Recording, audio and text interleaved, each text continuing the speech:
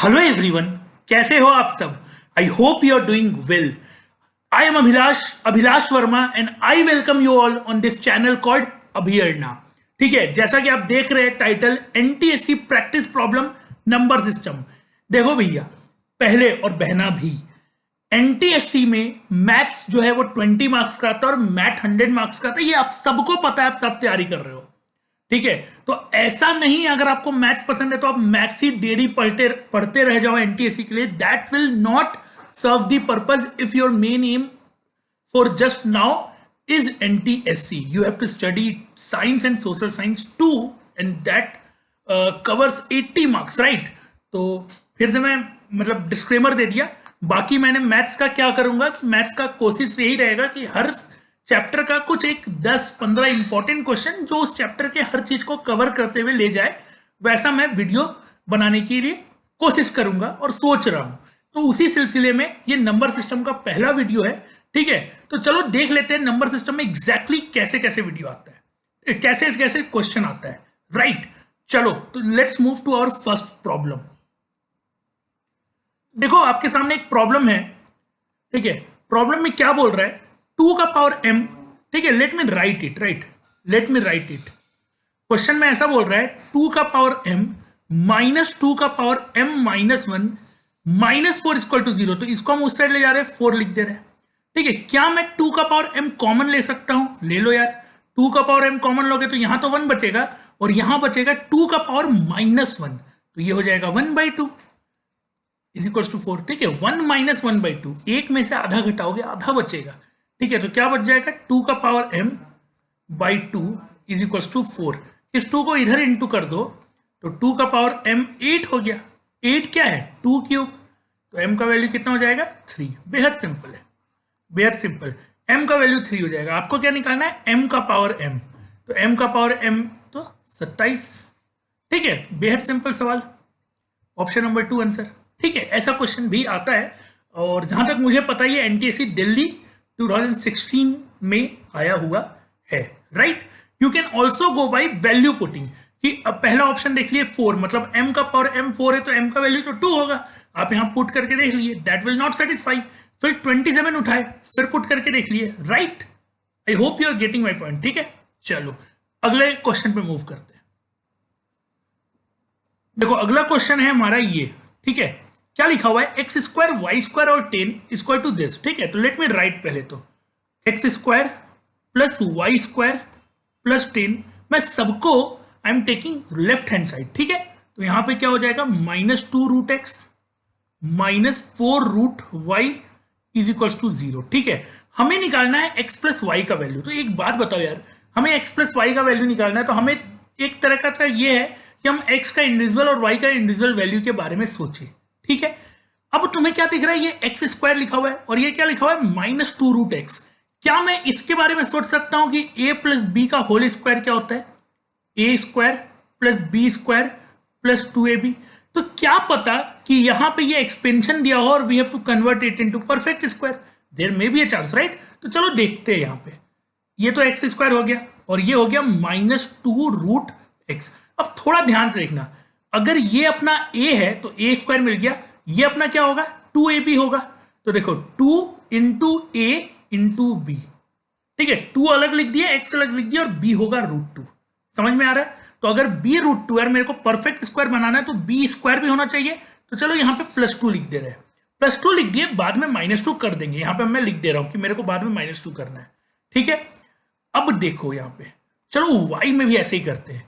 ये हो गया y स्क्वायर। ठीक है, ये क्या दिया हुआ है, -4√2y। एक बात बताओ, अगर ये a स्क्वायर होगा और ये होगा 2ab, तो क्या मैं लिख सकता हूं 2 इंटू वाई इंटू 2√2, यानी अपना b का वैल्यू क्या होगा, 2√2। तो मेरे को 2√2 का स्क्वायर ऐड करना होगा और 2√2 का स्क्वायर क्या होता है, 8, तो -8 भी करना होगा। बट नहीं करना है, क्यों नहीं करना है, क्वेश्चन में देखो यहाँ 10 लिखा हुआ है, यहां तुमने 2 और 8 अपने आप सेटिस्फाई हो गया, 8 + 2 को जोड़े अपने आप सेटिस्फाई हो गया। ठीक है, ये 0 है, राइट। अब क्या करना है, बहुत सिंपल सा, परफेक्ट स्क्वायर तो बना लिए हो, तो चलो फिर करते हैं।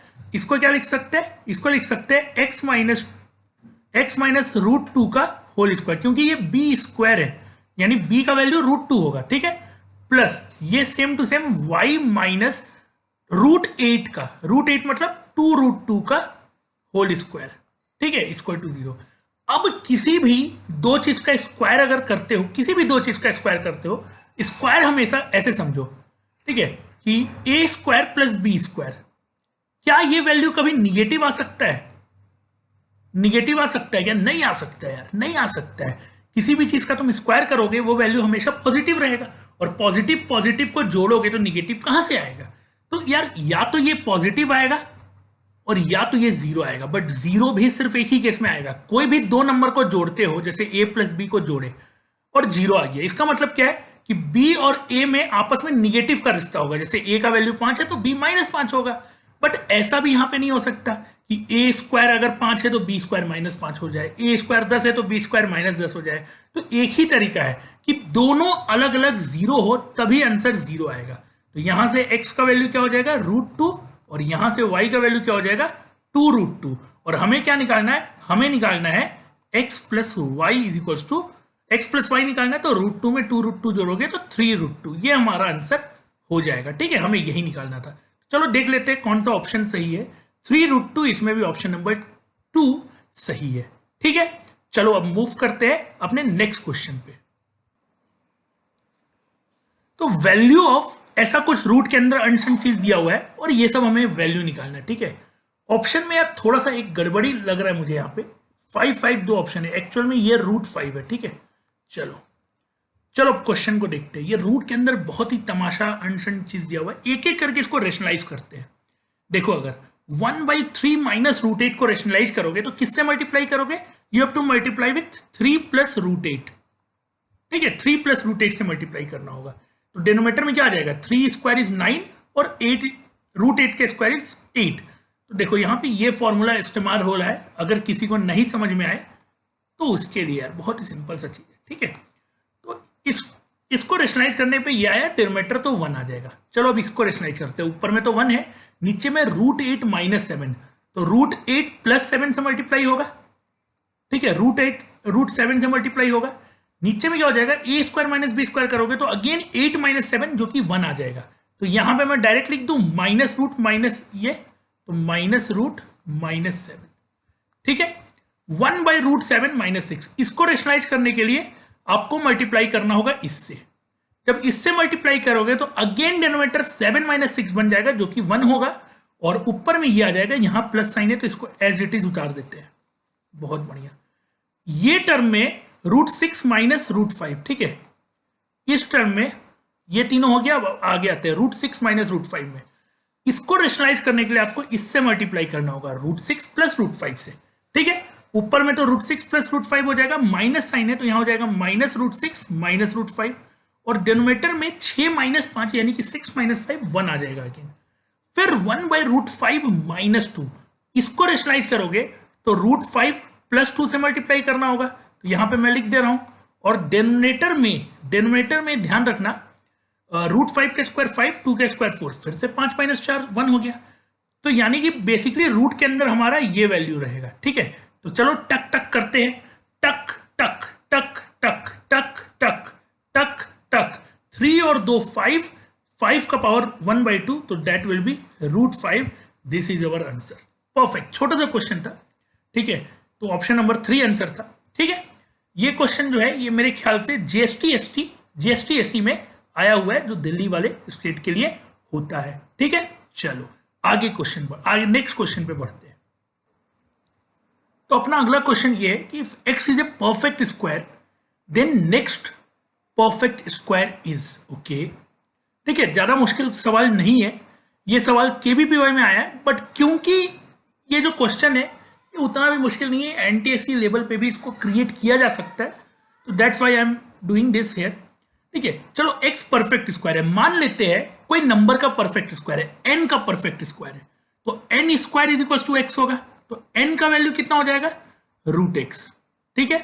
Then the next perfect square, यानी कि इसके बाद का परफेक्ट स्क्वायर क्या होगा? अब समझो, ऐसे समझना है, जैसे 5 का स्क्वायर 25 है, तो 25 एक परफेक्ट स्क्वायर है।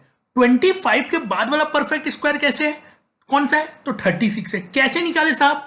तो 25 परफेक्ट स्क्वायर था 5 का, तुमने बोला सर 25 ऐसे दिया रहा था, फिर से सुन लेना, अगर 25 परफेक्ट स्क्वायर है तो इसके बाद वाला परफेक्ट स्क्वायर कौन है, तो इसके बाद वाला परफेक्ट स्क्वायर 36 है, आप सबको पता है।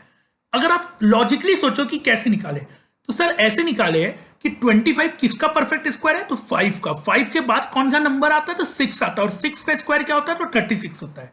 सेम कहानी यहां पे भी है, x परफेक्ट स्क्वायर है किसका, n का, n के बाद कौन सा नंबर आता है, n के बाद आता है n+1, n के बाद कौन सा नंबर आता है, n+1, एक जोड़ोगे तो पकड़ो, लेकिन n का वैल्यू है √x, तो ये आएगा √x+1, ठीक है, √x+1, और इसका जब स्क्वायर करोगे तो क्या आ जाएगा, a+b का होल स्क्वायर, तो a² + b² + 2ab, तो this will be the next perfect square, ये हमारा आंसर हो जाएगा।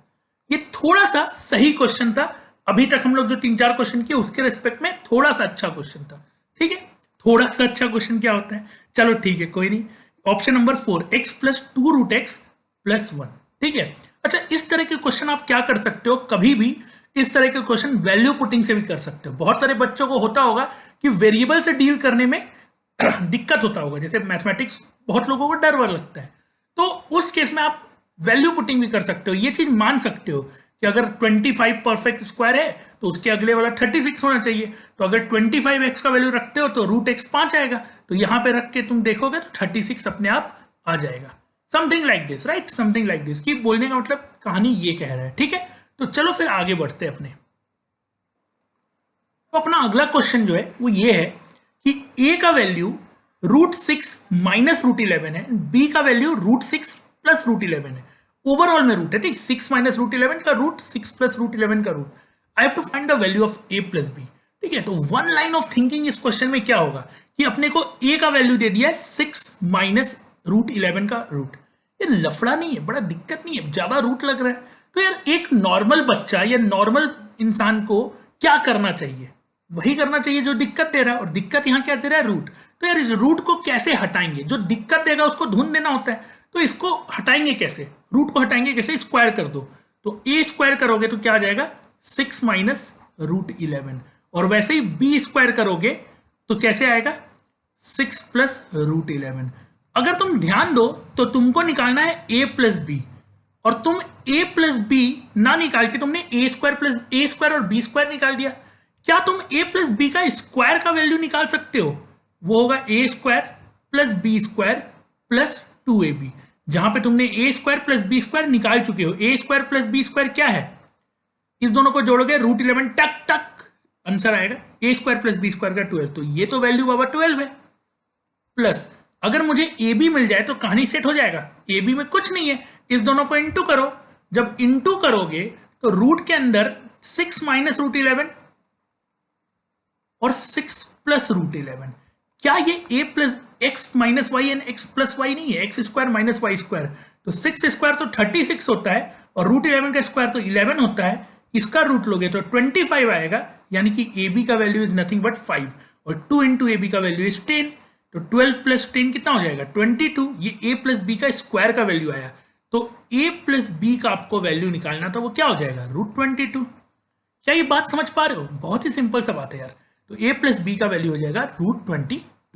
चलो अब अगले क्वेश्चन पे मूव करते हैं, राइट। तो अपना अगला क्वेश्चन जो है वो ये है कि 2009 को इस फॉर्म में लिखना है, ठीक है। तो let me write 2009 = p⁴ a into q का power b, where p and q are prime number. यहीं पे क्वेश्चन खत्म हो गया कि आपको 2009 का प्राइम फैक्टराइजेशन करना है, ठीक है। तो लेट अस डू 2009, 2 से ऑब्वियसली नहीं जाएगा, 3 से नहीं जा रहा है क्योंकि सम इज नॉट डिविजिबल बाई 3, 5 से भी नहीं जाएगा, 7 से जा रहा है मेरे ख्याल से, देखते हैं। 7 × 14, 6 में जाएगा, तो 7 × 8 = 56, और 4 7, ओके 7 × 7 = 49, ये फिर 7 से जाएगा, तो ये क्या हो जाएगा 7 × 7, ये तो साफ साफ दिख रहा है 7 से जा रहा है, 7 × 4 = 28 एंड 7 × 1 = 7, तो बेसिकली 2009 को हम क्या लिख सकते हैं 7² × 41 लिख सकते हैं, राइट। और हमारा जो दिया हुआ है प्राइम फैक्टराइजेशन वो क्या दिया हुआ है p⁴ a इंटू q का पावर b, तो यहीं पे कहानी खत्म हो गया कि p का वैल्यू जो है वो 7 है और q का वैल्यू जो है वो 41 है, ए का वैल्यू 2 है और बी का वैल्यू 1 है, बट लिख नहीं रहे क्योंकि चाहिए नहीं, तो p प्लस क्यू अपने को चाहिए, 7 प्लस 41 विल बी 48, खत्म हो गया ऑप्शन, ठीक है सीधे। Late me mark option number 2, right. बेहद सिंपल सवाल, एनटीएससी 2011 या 12, ठीक है। चलो अब अगले क्वेश्चन पे मूव करते हैं।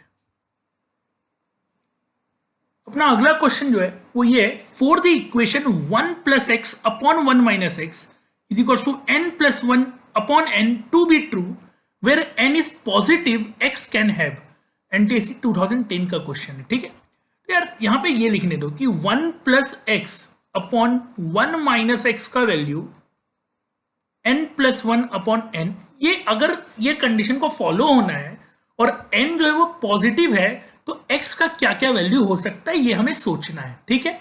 एक तरीका तुम्हारे दिमाग में ये आना चाहिए इस क्वेश्चन को देखते के साथ कि आप इस क्वेश्चन को, इस इक्वेशन को x के टर्म में कन्वर्ट करिए, x का टर्म में मतलब x का वैल्यू लिखिए, राइट। एक सोचने का तरीका ये आना चाहिए। दूसरा तरीका ये है कि आप क्रॉस मल्टीप्लाई करिए, n बाई एन को काट के 1 प्लस 1 बाई एन लिखिए, whatever you want to do you can do, ठीक है। लेकिन ऑब्वियसली मेरा तरीका जो है वो ये है, ठीक है, कि मैं कॉम्पोनेंडो डिविडेंडो को लगा दूं, ठीक है। बहुत लोगों को हो सकता है सीएनडी नहीं आता होगा कॉम्पोनेंडो एंड डिविडेंडो, लेकिन मैं इसलिए लगाता हूं कि इससे आंसर 1 सेकंड में पूरा सिंप्लीफिकेशन खत्म हो जाता है। ये कैसे होता है कॉम्पोनेंडो एंड डिविडेंडो? तो जैसे एक एग्जांपल में ले रहा हूं, जैसे a बाई बी कोई फ्रैक्शन है और वो c बाई डी कोई दूसरे फ्रैक्शन के बराबर है, तो कॉम्पोनेंडो एंड डिविडेंडो लगाने का मतलब है आप एक बार न्यूमैरेटर को जोड़ते हो और न्यूमैरेटर डिनोमिनेटर को जोड़ते हो और एक बार घटाते हो a minus b, a plus b upon a minus b is equal to c plus d upon c minus d. तो ये आप कॉम्पोनेंडो डिविडेंडो लगा सकते हो, ठीक है। अब किसी के मन में सवाल आ रहा होगा कि सर ये कैसे लगा, ये सही है क्या, ये गलत है क्या, इसका प्रूफ क्या है, फलाना फलाना फलाना ठिकाना, ठीक है। तो 2 मिनट रुक जाओ, पहले क्वेश्चन सॉल्व करेंगे फिर मैं इसका प्रूफ भी आपको अभी दे देता हूं, ठीक है। या फिर थोड़ा सा समझ लेते हैं कॉम्पोनेंडो डिविडेंडो एक बार। जैसे फॉर एग्जाम्पल ऐसे समझो 1/2 और 2/4 ये दोनों सेम चीज है, मैं कॉम्पोनेंडो डिविडेंडो लगा रहा हूं। कॉम्पोनेंडो में क्या करेंगे, पहले न्यूमैरेटर डिनोमिनेटर दोनों को जोड़ेंगे, तो 1 प्लस 2 तो 3 हो गया, और फिर 1 माइनस 2 करेंगे, घटाएंगे तो ये तो -1 हो गया, और ये इसको जोड़ोगे तो ये क्या हो जाएगा 6 अपॉन 2 माइनस 4 इज -2। तो ऑब्वियस काट पीट करोगे तो दोनों जगह से -3 आ जाएगा, तो हुआ ना बराबर। बट ये गलती मत कर देना कि ऊपर वाला फ्रैक्शन के बराबर होगा। Equality is maintained but fraction has been changed. Componendo dividendo लगाने के बाद इक्वालिटी मेंटेन रहेगा, इक्वेशन वही रहेगा, बट फ्रैक्शन बदल दिया रहेगा। तो अगर कहीं आपको फ्रैक्शन की जरूरत है तो फिर वहां पे आपको सोचने की भी जरूरत पड़ेगी, ठीक है। लेकिन यहां तो हमारे इक्वेशन दिया हुआ है n और x में, और हमें x की वैल्यू निकालनी है, तो यहां पे हम कॉम्पोनेंडो डिविडेंडो लगा देते हैं, ठीक है, बहुत आराम से।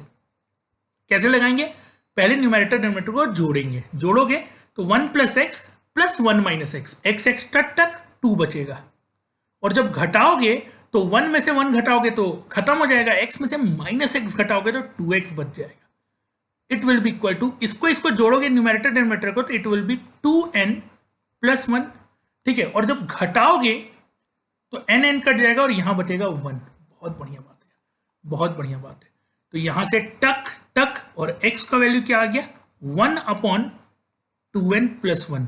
अब एक बात बताओ यार, n कोई पॉजिटिव नंबर है, ठीक है, n है जो है वो कोई पॉजिटिव नंबर है, n में 2n डालोगे तो भी पॉजिटिव नंबर आएगा, n में 2n डालोगे तो भी पॉजिटिव नंबर आएगा, डबल हो जाएगा। 2n प्लस 1 डालोगे तो एक ऐसा नंबर आएगा जो 1 से बड़ा होगा, दैट इज फॉर श्योर। एक ऐसा नंबर आएगा जो 1 से बड़ा होगा, दैट इज फॉर श्योर। तो इसको ध्यान से देखो, क्या ये जो नंबर है इसमें डिनोमिनेटर 1 से बड़ा और न्यूमैरेटर 1 है, तो ओवरऑल डिनोमिनेटर बड़ा है।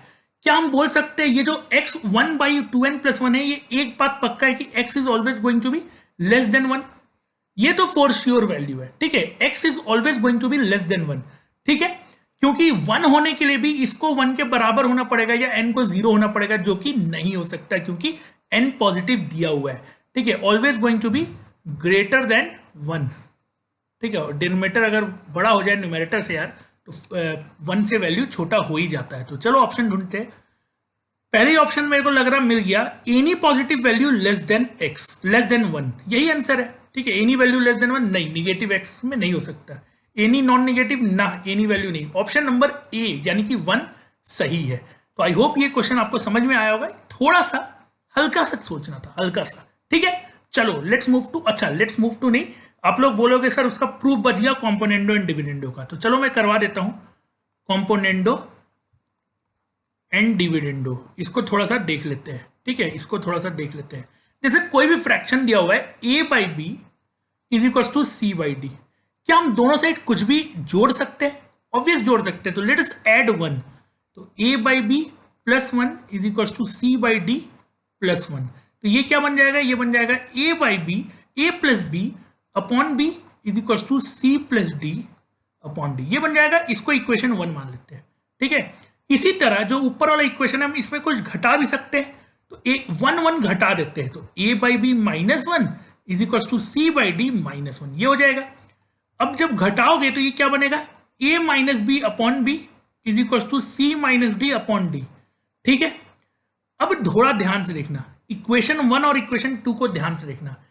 अगर हम इक्वेशन 1 को इक्वेशन 2 से डिवाइड करेंगे तो हमें क्या मिलेगा? ये डिनोमिनेटर बी बी और डी डी तो कट जाएगा, हमें क्या मिल जाएगा? हमें मिलेगा a plus b upon a minus b is equal to c plus d upon c minus d, right. और यही इसी को बोलते हैं हम कॉम्पोनेंडो एंड डिविडेंडो। एक चीज और, ये जो तुमने जब +1 जोड़ा और जो ये इक्वेशन आया इक्वेशन नंबर 1, इसको बोलते हैं कॉम्पोनेंडो, और जो तुमने ये घटाया इसको बोलते हैं डिविडेंडो, और जो दोनों साथ में किया इसको बोलते हैं कॉम्पोनेंडो एंड डिविडेंडो। वैसे इन्वर्टेंडो ये सब भी होता है, बट उसको बाद में कभी देखेंगे, फिलहाल के लिए इतना ही करते हैं। और हाँ, अब नेक्स्ट क्वेश्चन पे मूव करते हैं। ठीक है, तो अपना नेक्स्ट क्वेश्चन जो है वो ये है, if a and b are positive integer less than 10, ठीक है, a to the power b equal to 125, अरे यार ये तो कुछ नहीं है, ये दे दिया a to the power b जो है 125 है। तुमको तो यार पता ही है कि a to the power b 125 है, तो क्या लिख सकते हो? क्या हम ये लिख सकते हैं कि 5 क्यूब इक्वल टू 125? अब अगला क्वेश्चन ये आता है, क्या कोई और वैल्यू 5 का पावर, 2 का पावर, 3 का पावर, 4 का पावर, 7 का पावर, 8 का पावर, 9 का पावर या 10 का पावर, 10 नहीं 125 देगा? बिल्कुल नहीं देगा। This is only one pattern या one solution which can give 125, 5 cube equal to 125। तो ऑब्वियसली a का वैल्यू जो है वो 5 हो गया और b का वैल्यू जो है वो 3 हो गया, and we have to find the value of a minus b का power a plus b minus 4। ठीक है, a माइनस बी, तो 5 माइनस 3 2 हो जाएगा, a प्लस बी यानी कि 5 प्लस 3 8, 8 में 4 घटाओगे तो ये इट विल बी 4, तो 2 का power 4 will be 16 is our answer. ठीक है, यानी कि ऑप्शन नंबर 1। ठीक है, अब आप बोल रहे हो कि सर ये क्या है, इतना इजी क्वेश्चन आता है क्या यार? देख लो एनटीसी 2011। ठीक है, तो ऐसा टेंशन वाली बात नहीं है, क्वेश्चन इजी ही आता है, एक दो क्वेश्चन होता है ठीक है जो आपको फंसाने के लिए दिया जाता है। Out of 17 to 80 question will be easy in most of the state, कुछ स्टेट में ऊपर नीचे जाता है, बट एक्चुअल में जिस स्टेट में टफ आएगा उसमें कट ऑफ भी कम जाएगा, तो ऐसे ही कोई टेंशन नहीं लेना है अपने को। ठीक है, तो चलो एक और क्वेश्चन करते हैं। अगला क्वेश्चन है, it is given that a b c are any positive real number such that a b c का value is 1, what is the value of following? Okay, कुछ अनसेंस सा वैल्यू दिया हुआ है, तो let me write a upon a b plus a plus 1 plus b upon b c plus b plus 1 plus c upon c a plus c plus 1। ठीक है, और ए b c का वैल्यू 1 दिया हुआ है। ठीक है, I have to find the value of this. तो यार एक चीज देखो, ऑब्वियसली एक ट्रेडिशनल तरीका क्या होगा, मन में क्या आएगा? अगर कुछ भी नहीं सोचोगे तो मन में क्या आना चाहिए? मन में ये आना चाहिए कि एलसीएम ले, लंबा चौड़ा इक्वेशन बनाए, दन करे। लेकिन थोड़ा सा दिमाग लगाना है, यहां पे है बी सी, बी और 1, यहां है सी ए, सी और 1, यहां है 1 ए और ए बी।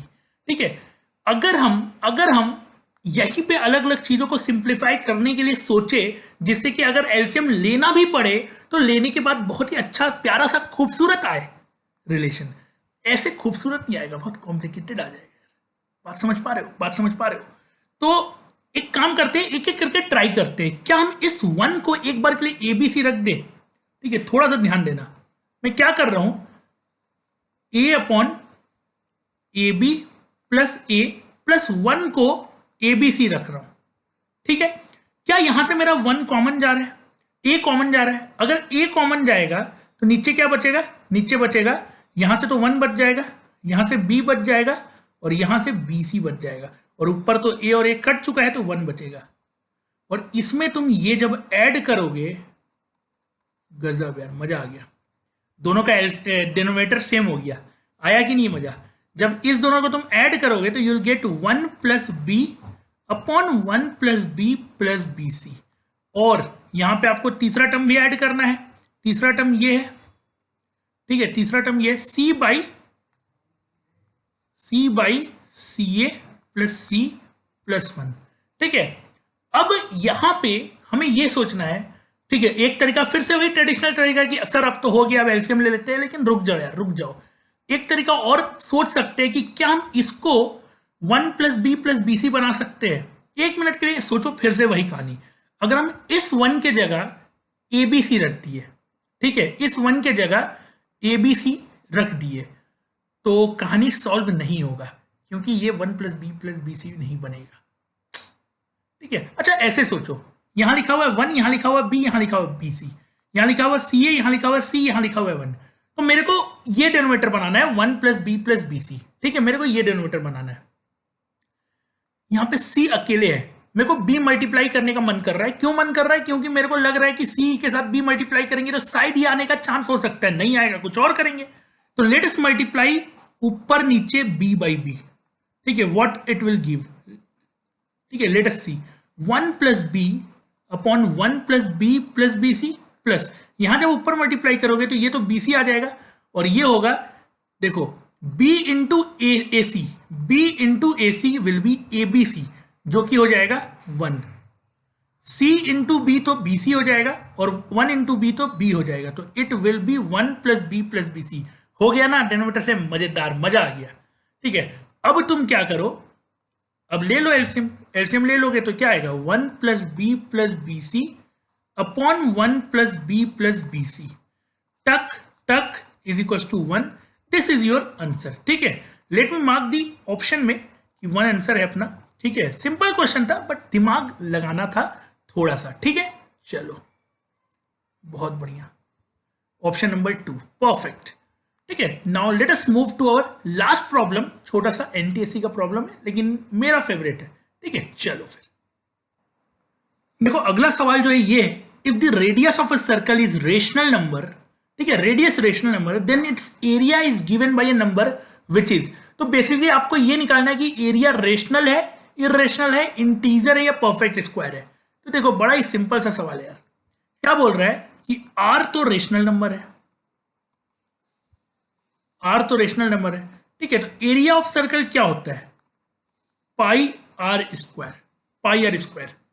ठीक है, तो अब बात समझना है यहां पे, ये आर स्क्वायर जो होगा ये तो रेशनल होगा, ठीक है, लेकिन पाई तो इरेशनल नंबर है, और आप सबको ये पता है कि product of rational and irrational will be irrational. ठीक है, ये आप सबको पता है। तो यार हमारा जो एरिया होगा ये क्या हो जाएगा, इरेशनल हो जाएगा। लेकिन लेकिन लेकिन पहले तो मेरे को मार्क करने दो, ये सही है, आंसर इरेशनल हो जाएगा। ठीक है, हाँ, अब आते हैं बात पे कि क्या है लेकिन। ध्यान से समझना इस बात को। बहुत बच्चे थोड़ा सा ज्यादा दिमाग लगा देंगे, और ज्यादा दिमाग यहां पे मार्क्स लेवा है, जैसे होता है ना जानलेवा, वैसे यहां पे मार्क्स लेवा है, मार्क्स लेके चला जाएगा। कैसे ज्यादा दिमाग लगाते हैं सर? तो जैसे मान लो, एक एग्जांपल दे रहा हूं मैं, आर का वैल्यू 7 ले लेते हैं। ठीक है, आर का वैल्यू रेशनल नंबर 7 ले लेते हैं। तुम एरिया में तुमसे पूछूंगा कि बताओ भैया एरिया कितना है, तो तुम बोलोगे पाई आर स्क्वायर होता है सर्कल का, तो पाई का वैल्यू 2/7, 22/7 रख देते हैं, और आर स्क्वायर की जगह 7 × 7 रख देते हैं। टक टक 7 को काटते हैं, और ये क्या हो जाएगा, 7 × 2 14, 154। सर 154 तो रेशनल नंबर आ गया, डिस्पाइट द फैक्ट कि आर रेशनल है और ए भी रेशनल आ गया। सर तब तो हमारा आंसर गलत हो गया। और ये दिमाग लगा के कुछ लोग इसको क्या करेंगे, आंसर रेशनल मार देंगे। ठीक है, बात समझ में आ रहा है? बहुत सिंपल। अब क्वेश्चन आता है ये गलत क्यों है? ये गलत इसलिए है क्योंकि यहां पाई का वैल्यू गलत है। सर क्या बात कर दिया आप, pi is not equal to 22/7। पहले तो ये समझना बात, पाई कभी 22/7 हो ही नहीं सकता है। ठीक है, पाई जो है, बात समझो यार ध्यान से, ये वैल्यू रखे हो, ये गलत किए हो। पाई एक इरेशनल नंबर है और 22/7 तो रेशनल नंबर है यार। रेशनल नंबर का कहानी तो बचपन से पढ़ रहे हो कि the number which are in the form of p by q where p and q have no common factor and q is not equal to 0 is called rational। p by q के form में है तो और क्या चाहिए, right? Are you getting my point? क्या बोलना चाह रहा हूं? तो इरेशनल नंबर कभी भी रेशनल के बराबर तो नहीं होगा, हाँ आस पास हो सकता है। तो ये बात याद रखना कि पाई जो है, जो तुम बोलते हो 22/4 22/7, ये अप्रोक्सीमेट वैल्यू है, it is not exactly equal. ठीक है, तो 22/7 इज अ रेशनल नंबर। जब तुम यहां एरिया निकाल रहे थे तो तुमने 22/7 यानी कि पाई का नजदीकी वैल्यू ले लिया, जिसके कारण तुम्हारा एरिया जो है वो रेशनल आ रहा था। बट इसका मतलब ये नहीं है कि तुम्हारा आंसर रेशनल होगा। ऑब्वियस, पाई का ओरिजिनल वैल्यू लोगे 3.141 वाला तो इरेशनल ही कहलाएगा। आई होप यहां तक आपको समझ में आया हो। आज के लिए इतना ही रखते हैं, किसी और वीडियो में फिर मिलेंगे किसी और चैप्टर के साथ, किसी कुछ और क्वेश्चन के साथ। ठीक है, तो चलो, thank you for watching the video and let me know in the comment section क्या लगा, ठीक लगा, नहीं लगा, बेकार लगा, सही लगा, जो भी है। ठीक है, गिव मी योर फीडबैक। ठीक है, आई विल ट्राई टू क्या बोलते हैं उसको, try to keep making more and more videos. ठीक है, जिससे आपको भी फायदा होते रहे। चलो फिर, thank you, have a great day and night, keep learning and keep sharing. Bye bye, see या।